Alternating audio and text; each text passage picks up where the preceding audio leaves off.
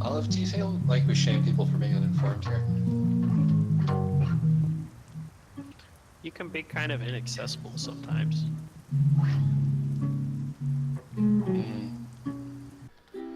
Trucks. Trucks. It's the first trucks of 2019, or at least the first trucks that we were recording in 2019. Do you feel refreshed? I just had like an immediate urge to try to run all these guys down, but they're protected from me by a cage. Yeah, a cage that has no physics, and so which is completely impenetrable to you. I do feel refreshed. I had a pretty good New Year's, very life-giving. Yeah, and I'm optimistic about the year that's in store. How about you? Whoa, that's a new and interesting approach from Spam of Trucks.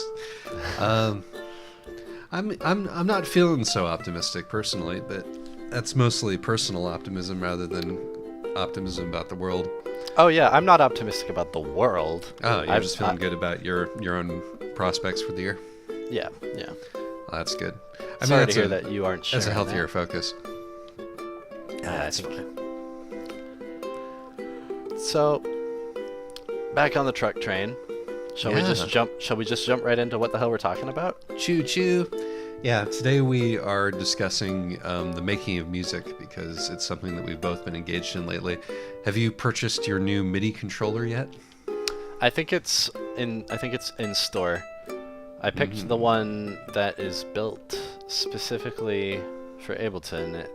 It lets you move between Ableton's tracks interface in a hands-on sort of way, which looks promising. Groovy. And that's on the way.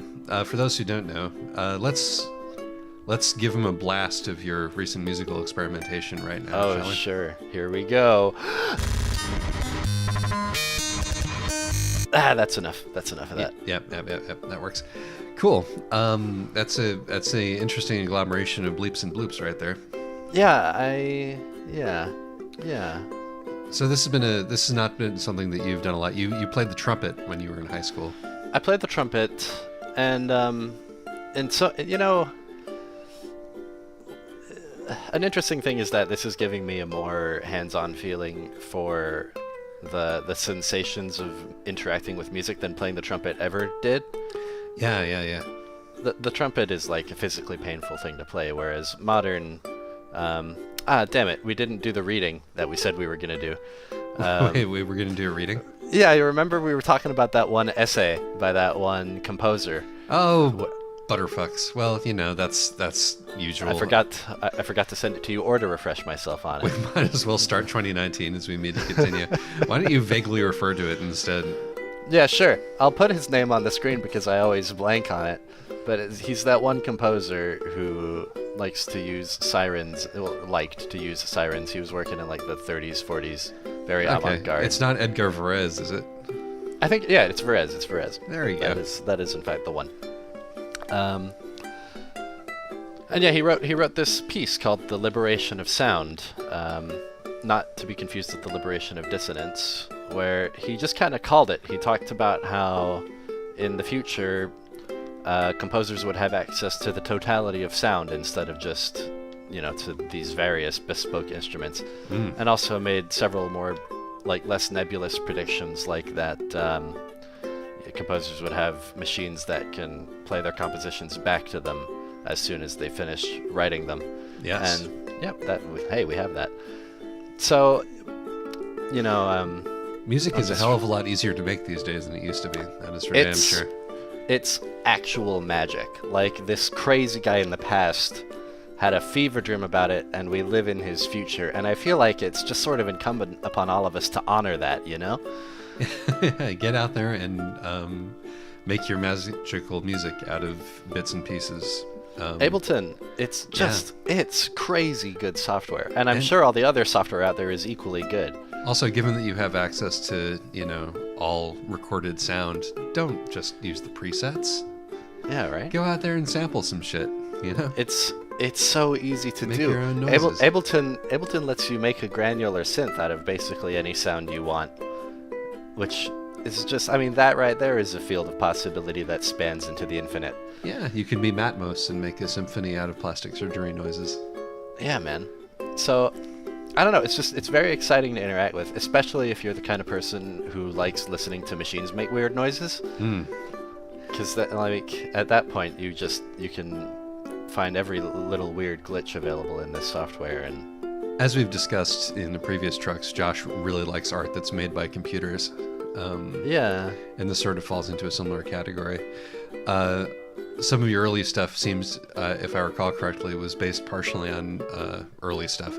Some of the experiments that I've seen you doing have been based on randomization of one kind or another. Yeah. Which sort of adds that machine-made quality in there as well.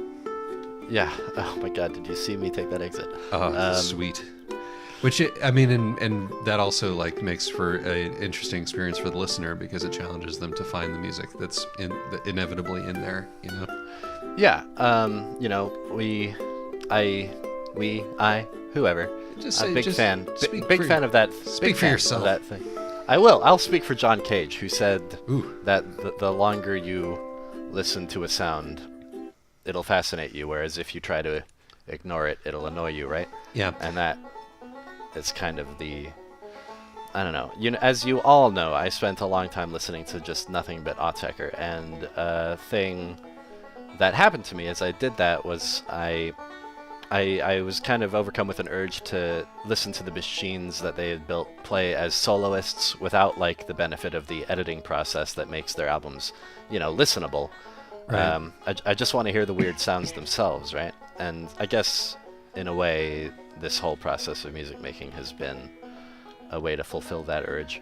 But also, I should say, before I was playing with Ableton at all, I was also playing with the much simpler methods of digitally degrading sound. So in a way, it kind of goes back to an old impulse of mine. Yeah. To get a audio file into Audacity or a similar program and just fuck with it until, which is kind of the basic impulse that underpins a lot of the mashup artists that we know and love in our little community. Yeah. It's fun that you said that about John Cage before we move too far away from him, because I remember listening to an interview of his in which he said that he liked the sounds that came in through his New York apartment window better than any music because it was infinitely more variable and surprising, and he could just spend hours listening to the city. And those of you who have been listening to Trucks also get to do that underneath a layer of, Nobi Nobi Boy, and our voices is always the world passing outside of Josh's apartment window. Pleasantly quiet out there right now. If anything, I think the listeners in this episode are going to be hearing my radiator sputter and gurgle. All part of the symphony of the urban experience right there. It's the ancient music in the pines, as some Zen master once called it. Ooh, very good. You can hear it. It's the music of God. If you just listen very carefully. Yeah. Shut up and open your ears, and all of those little bits and bytes wash over you, and you can see little glimmers in the sand where every little bit of information is a grain. It sounds like something someone says to, like, prove themselves deeper than you. But, like, I've had that experience a few times now, and it's been, like, the best every time when I'm just, like, out in the world and am, like, suddenly struck by the musicality of all the audio around me. That's the poetry experience, I think. Yeah. Is the suddenly struck experience. It's just like, oh, like... And speaking as a person who, like, wears headphones, 80% of the time, like, those occasions where I remember to take them off and to stand still, it's, it's kind of like wearing training robes almost. You suddenly feel that you're able to move, or able to see, able to hear, and the world comes in on a particularly nice early spring day. Yeah, I watched a recent documentary that was made about Ryuichi Sakamoto's process for recording his latest album. Sure. And this has been a fascination of his lately as well, is, pairing intentional sound with more incidental sounds.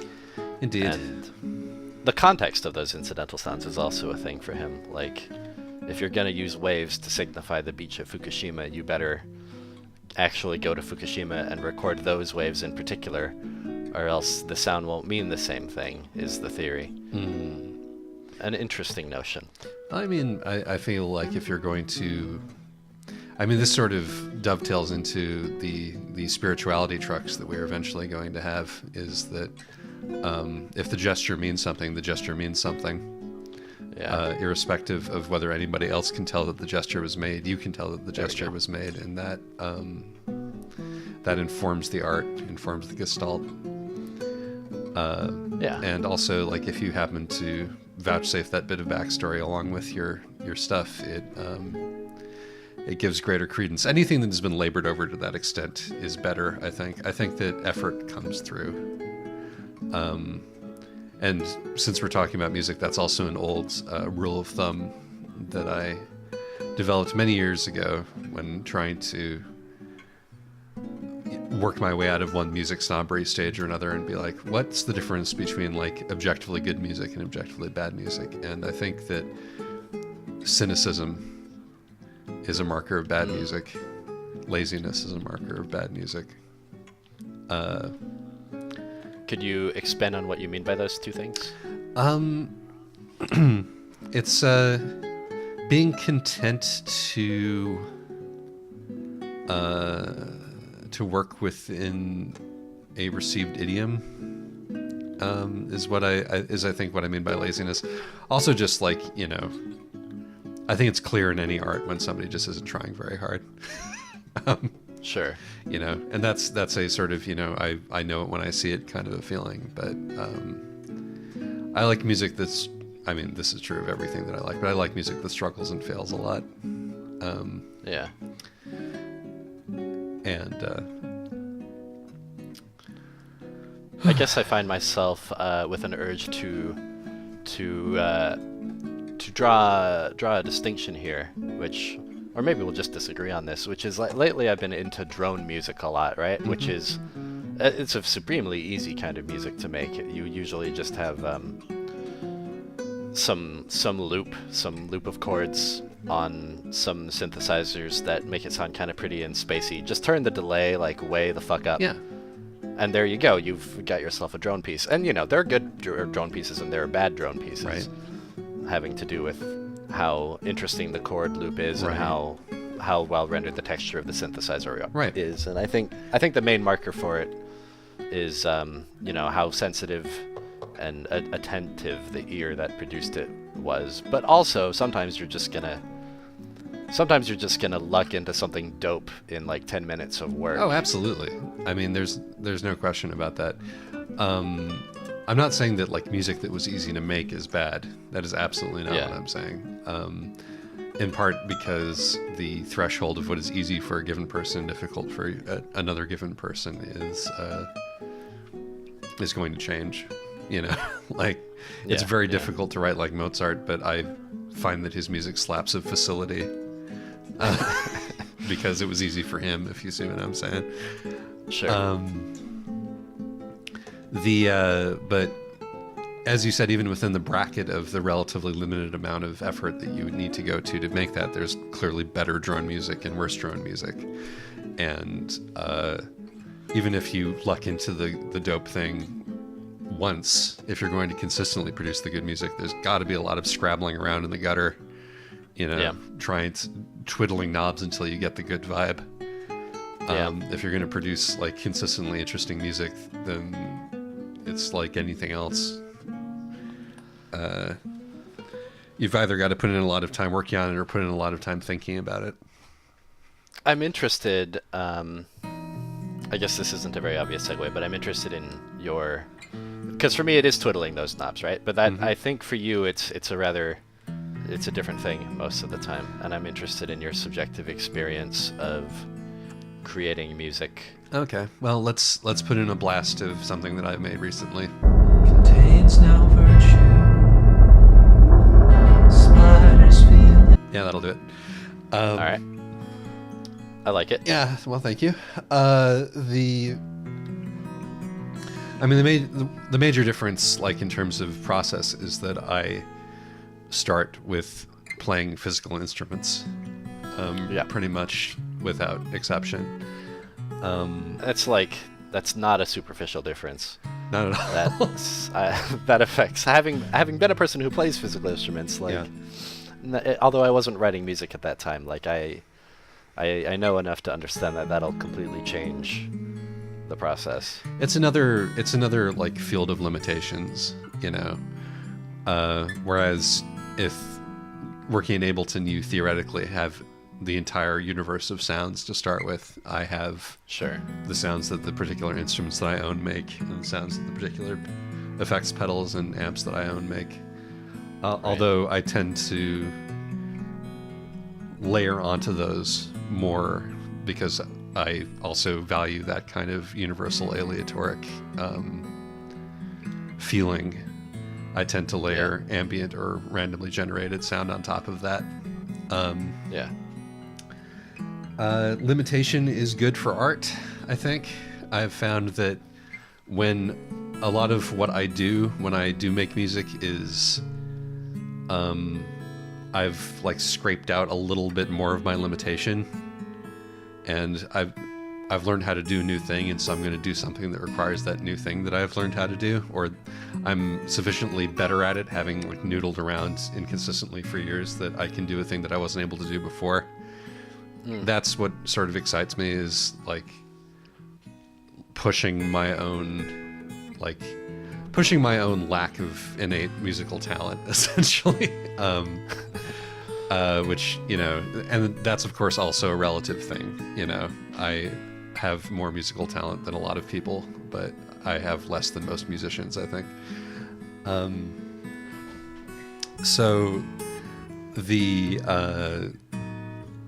For me, it's really about like just sort of making very slow progress and then just like documenting that small amount of progress that I've made. So it's a battle of inches. Yeah, pretty much.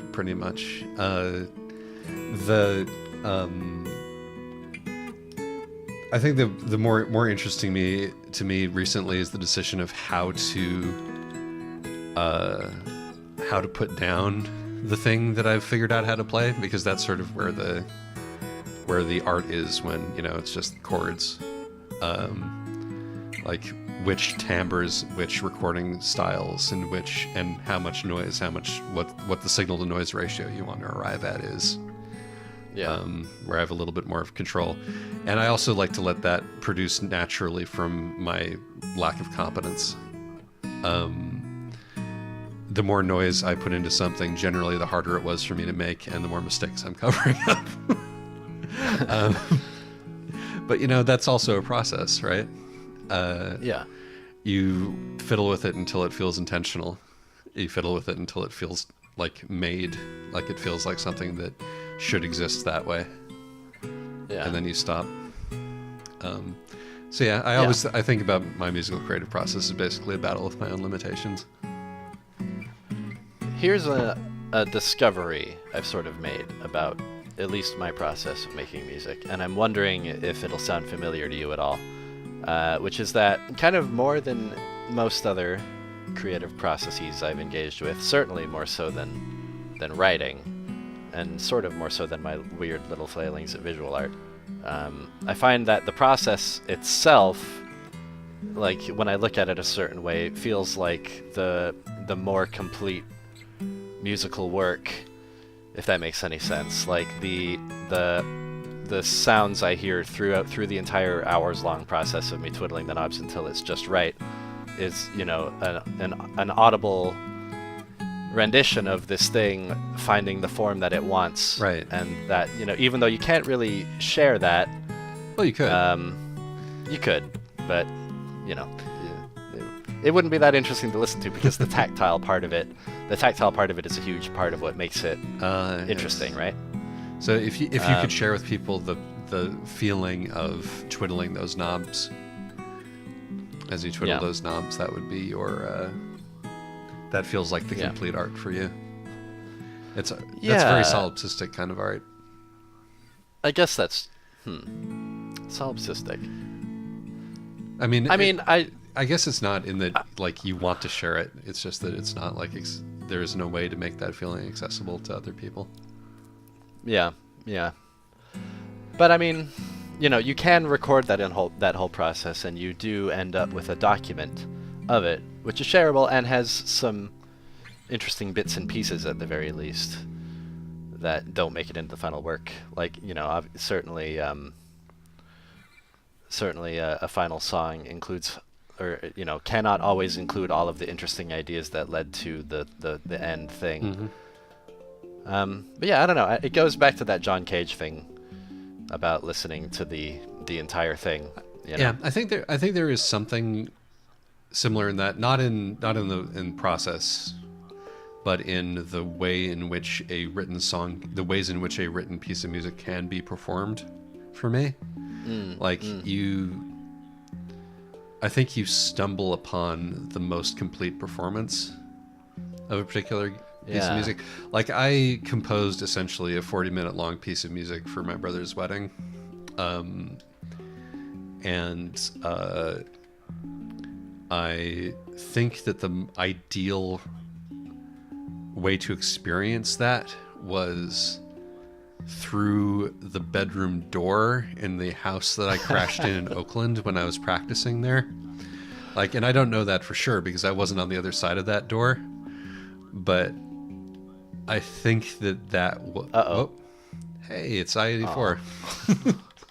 It was I-84. Now it's an anonymous piece of road.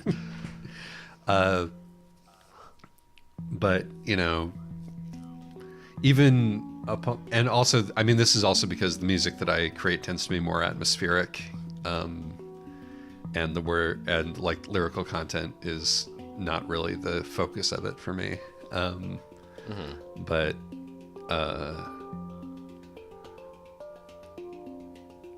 the ideal point of having that sort of experience with music, which is also that experience you can just have with ambient sound, is so circumstantial and fleeting. Like, the best way to experience a particular piece of Bonnie Prince Billy music, I discovered, was walking away from the show at an outdoor venue in Chicago at sunset. And Why did you walk away from a Bonnie Prince Billy I had show? to catch my train. But if I hadn't had to catch my train, I wouldn't have discovered that the ideal way to listen to that piece of music was slowly walking away from it on a dusky summer's eve. That is great. What you said reminded me of something Adrienne Lenker said on stage at the last show I saw her at, which is that a song is, in a way, a possibility space, which you explore every time you play it. That is absolutely true. I think that the most fun thing about making music for me is live performance. Yeah. The act of making it. And of course, there's unfortunately the time-honored and tragic difference in feeling tone of being the noodler in the room and the noodly. I like listening to noodling. I'm a big noodling fan. I mean, I would, by ideal, I think this is part of why I thought like the sort of the through the bedroom door thing was the ideal for that piece of music. Is like, I like listening to music while I do other things, and I like the idea of performing music for people while they do other things.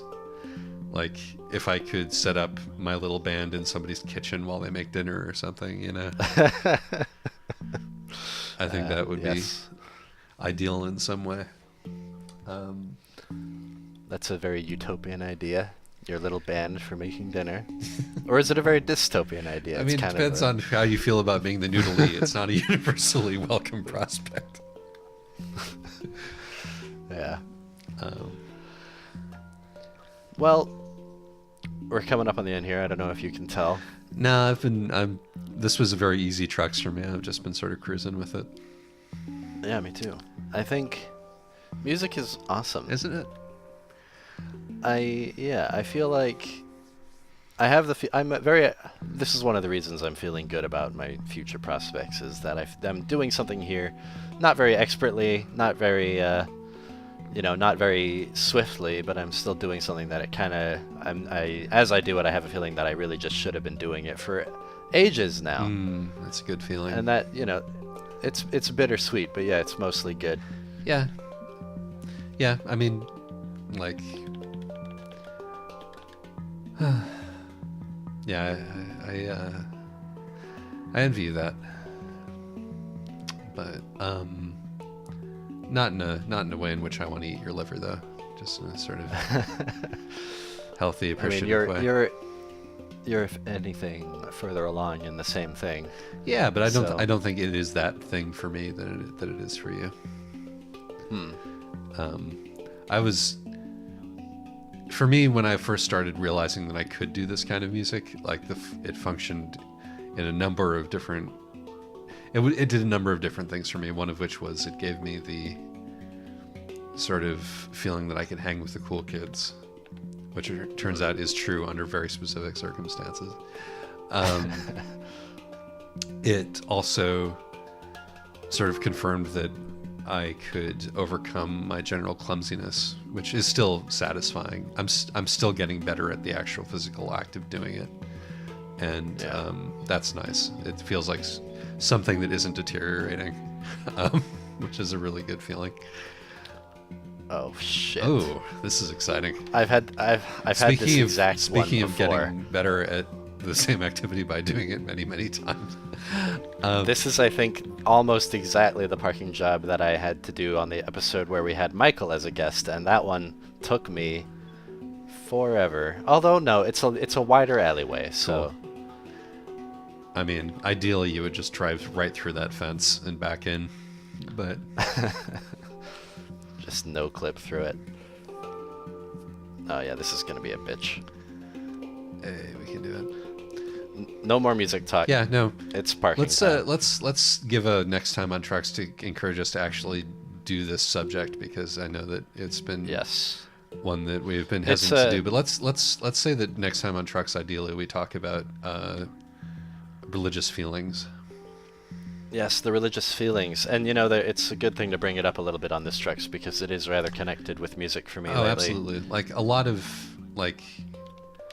I'm very glad that I have religious friends, because they provide me with something that my non-religious friends generally don't, and in some cases that's music, or a particular respect for music or love for music, that is qualitatively different because it acknowledges music as a sacred thing, like yeah, it is. It is right, which is like a. Which is an essential part of it, and something that if I don't occasionally remember to treat music that way, I start to feel starved, I think. Yeah. In much the same way that if one doesn't, acknowledge the outside or try to have that poetic moment every now and again, one begins to feel starved. Yeah. It's a difficult subject for me to talk about openly. So, good thing we're promising it, so I won't be able to weasel out of it. I think it's worth talking about. It definitely is. I want to do it. Here we go. We're on the right track. Yes, indeed. Here. You were saying? No, I was just saying that it's worth talking about in part because it's a thing that I'm not settled on. I don't have a directive. I don't have a real feeling or opinion about it in the way that it relates to me. It's still very much evolving, in the same way that my relationship with Judaism is still very much evolving. And Oops, that's not the right button. it's fun to check in with something where we're still figuring it out. Yeah. Excellent. I like this. This was good. That was a very solid and easy to do trucks, in my humble opinion. Stark contrast from the next one, but hopefully it'll also be solid. Excellent. Even. Trucks 2019. The watchword is emotional sincerity. Ooh, I'm with you on that one. One has to be in the moment. One has to be what one is, and find your weird positivism. Since you mentioned Michael, find your weird inexplicable positivism. Man, we got to get that guy on for another episode sometime. All right. Okay, let's call it. Let's go. Goodbye. Bye-bye. Bye-bye, everybody. I love you. See ya. Toots.